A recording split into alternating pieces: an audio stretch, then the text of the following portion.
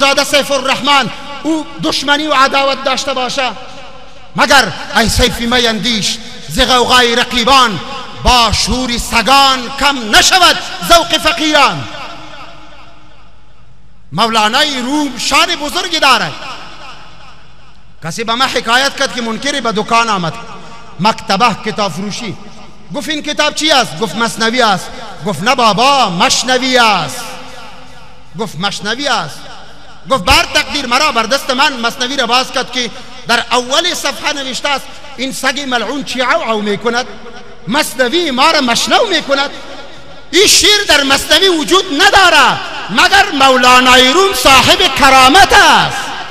تا دل مردی خدا نامد بدر، هیچ قومی را خدا رسوا نکرد. ابن سقا عالم بزرگی بود، من در پی حکایت و قصه نمیرم.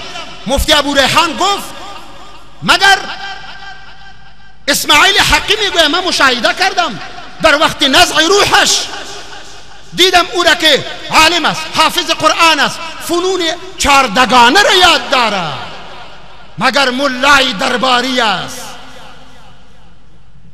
در فساد دین میکوشید. منکر اولیاء خداوند متعال بود. این برای ما باید عبرت باشه. گفت به مانند آتش سوختندگی در سریر خود انداخته بود، هرچی که تحویل رویش به جانب قبله